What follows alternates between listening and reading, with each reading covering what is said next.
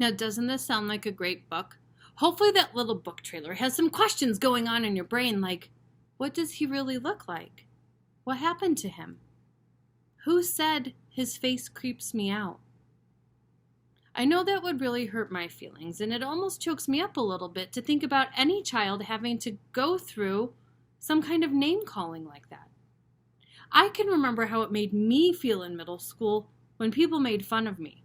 It was something that happened kind of quite often, and it's something that still makes my stomach hurt a little bit when I can go back and think about those words that I heard that were directed towards me. Has that ever happened to you? I'm sure that it has, and I'm so sorry that happened, and it's why these kindness videos and talking about how we treat each other is the most important message in this advisory series right now.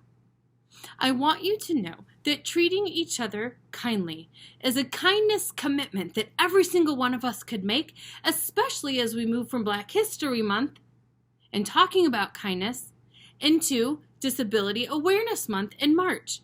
There's so many different people and so many different life experiences that there's more than enough room in our world and on my bookshelves for every single story. Look right here. I've got a few more copies of Wonder that I'm going to have out as reading tables. You can also check out my first school-wide novel study as I start reading this chapter. You'll get a preview of me reading out loud on Friday, so you can be sure to check in and click on the links for more reading from me if you really like listening to someone read. There's nothing better than a good story, and even more so than the time someone hurt my feelings in school.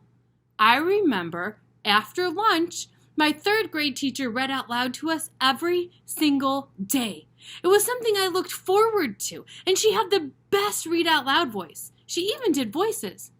So can I, by the way. I use my British voice quite often, and I hope you pop in to listen to me. I also like to give my characters and stories different voices, so over the weekend, I've practiced how I want these characters to sound. Reading out loud is something you can do even by yourself. When you've got assigned readings in your classrooms, go ahead and get over the feeling of feeling silly. It's something I can help you with in the library here too. And read the words out loud to yourself. Hearing the words and then go ahead and write them down really makes that brain activation turn on, and you can engage in stories or text that your teachers assign so that you've got questions that we can find answers to. Being curious about other people and our environment is the way that we learn best. When you've got questions about what's happening, who's there, what's going on, it means that you're engaged in what's happening in that momentary experience. My goal is to make sure you're all having fun writing things down, and I'm loading up that prize patrol cart. It's so exciting to see the things happening. As I read on Friday, there's going to be a journal section where you can really win a prize that I'm going to deliver on Monday. So be ready come Friday to listen to this and thinking about the ways kindness in books helps us think about kindness in reality.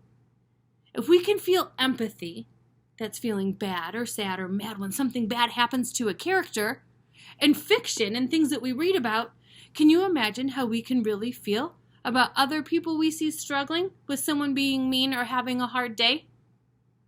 Yeah. It would make us want to make sure we were showing that person all the love that we could so that they're having just as good of a day as I always am. I can't wait to see you all in the library. I can't wait to read to you all on Friday.